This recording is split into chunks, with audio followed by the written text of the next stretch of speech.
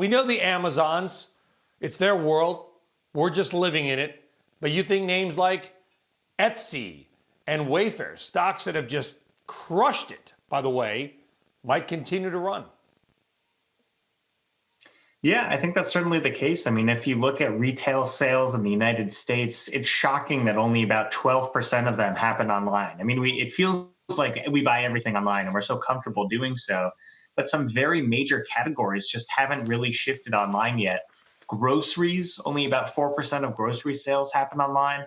Automobiles, even less than 4% happen online. These are huge consumer spending categories that really haven't shifted to a digital framework yet. So that leaves massive opportunity for e-commerce to continue to grow beyond just kind of the more broad electronics and clothing stores that people are more familiar with buying from online. Yeah, I guess the big debate, Jay, is, and we don't know, we're just sort of speculating as to consumer behavior, but we know Americans love to shop, whether it's online or in person. Whether this shift will continue when things are completely reopened and the pandemic is gone, or is this a permanent shift in many ways because we'll just realize we don't need to go to the store, although I think we're all just kind of desperate for something to do at this point. What is your take on the longer term play here? We think a lot of these habits have changed permanently. So, think about going back to groceries and ordering groceries online. A lot of people, want to see their food. They want to pick it out from the bin in the store to make sure it's absolutely fresh. They're not sure what would show up if they order online. But the COVID-19 stay-at-home economy, people didn't have a choice. They set up a cart, they ordered it, and most people, I think, had their food arrive and realized this is actually pretty good service. So once you've crossed that bridge, you've broken that line, you've set up your cart online, you've had a good experience, that opens the door for a longer-term shift of just hitting that reorder button and adjusting your cart from there.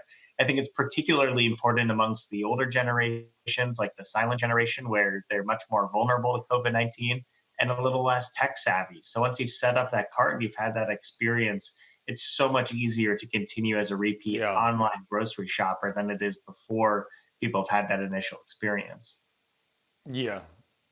In computing, I've said on the air for years, Jay, I don't like the term cloud computing because it implies that there's anything native on your solid state hard drive. I mean, Hotmail was cloud computing, for Pete's sake. Cloud computing is computing. We should just drop the cloud and call it computing, but nobody cares what I think, but I said it anyway. But you think that there are companies that are in that sort of cloud hybrid mix. Twilio, Shopify, names like that, which don't get the attention of Amazon, which maybe should.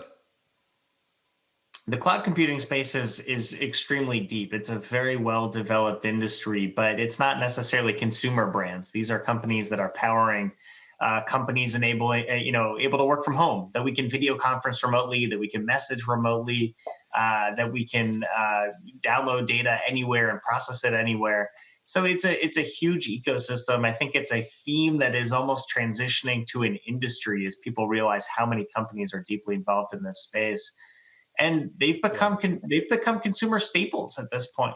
It is very hard for a business during this economy to look at a cloud computing service and say, we're no longer going to use this service, especially when it's powering the work from home economy and playing an absolutely essential business role in this environment. So I think these are actually growth companies, but they also have defensive characteristics, which makes them very valuable